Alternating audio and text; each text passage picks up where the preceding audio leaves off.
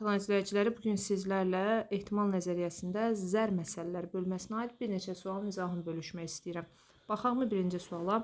Deməli, birinci sualda deyir ki, bir zər atılarkən üst üzə düşən ədədin tək və ya sadə ədəd olması ehtimalını tapın. Sualın qoyuluşundan və içində soruşduqları tək və sadə sözündən bəlli olur ki, sualda uyuşan hadisələrin ehtimalından söhbət gedir. Bir zərin üzündə mümkün variantlar nədir? 1-dən 6-ya qədər. Sadə düşmə ehtimalı və tək düşmə ehtimalı. Yəni sadələr hansılardır? 2, 3, 5. Təklər hansılardır? 1, 3, 5. Bəs təklə sadənin kəsişməsi hansılardır? 3, 5. İndi artıq siz rahatlıqla ehtimalı hesablaya bilərsiniz. Bunun ehtimalı eləyəcək 6-da 3. Bunun da ehtimalı eləyəcək 6 dənədən 3-ü. Kəsişmələrin ehtimalı eləyəcək 6-da 2. Uyuşan hadisələrin ehtimalları necə hesablanır? Birinci hadisənin ehtimalı, üstəgəl ikinci hadisənin ehtimalı, çıxılsın ehtimalların kəsişməsi. Çünki uyuşan hadisələr ortaq nəticəsi olan hadisələrdir.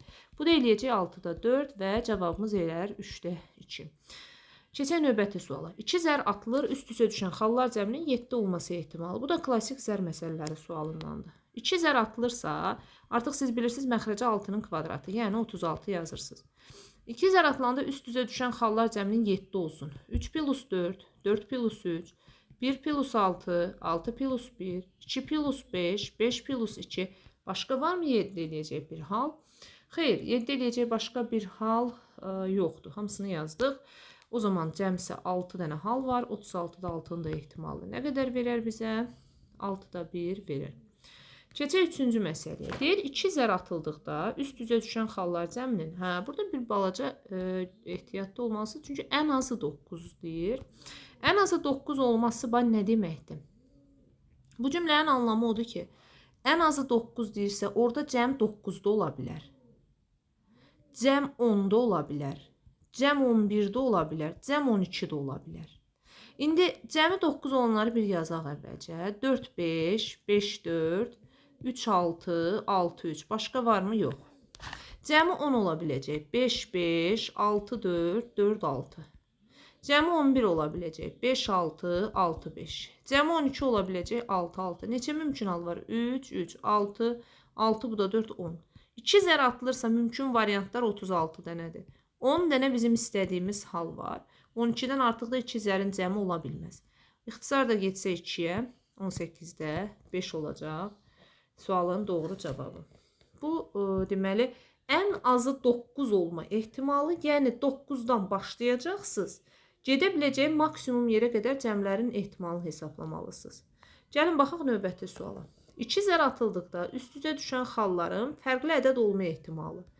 Xallar fərqli ədəd olması nə deməkdir? Məsələn, burada 1 düşsün, bura tutalım ki, 3 düşsün.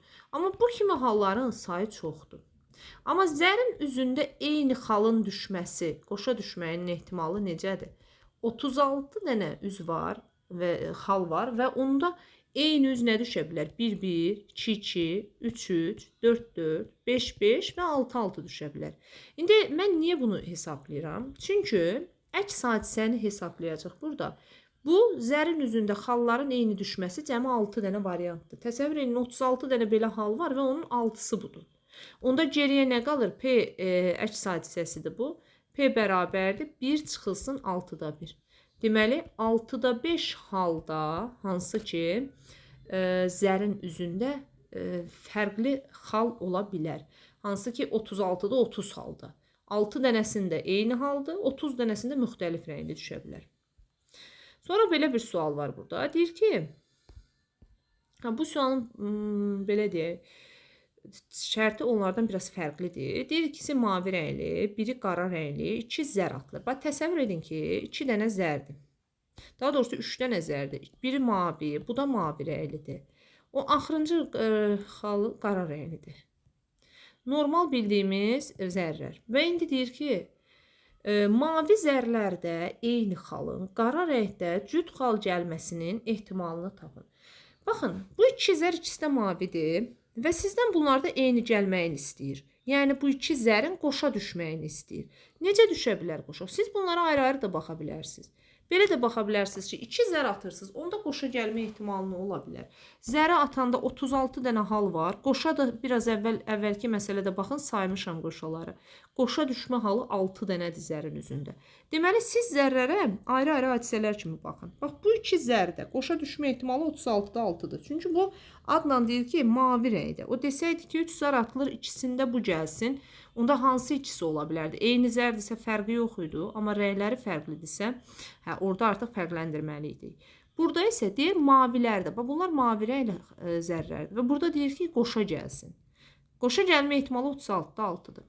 O biri qara rəngli xalda isə 3 gəlmə ehtimalı, deməli, cüt xal gəlmə ehtimalı. 6 dənədən cüt neçəsidir? 2, 4, 6 zərin üzündə. Yəni 3 halı mümkündür. Bu da edir 6-da 3. İndi baxın.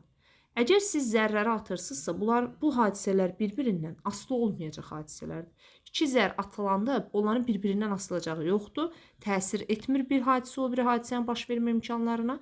Ona görə siz 36-da 6-nı vurmalısınız nəyə? 6-da 3-ə. Biraz da ixtisar aparaq. 6-da 1, 2-də 1. Cavab da neçə eləyəcək onda?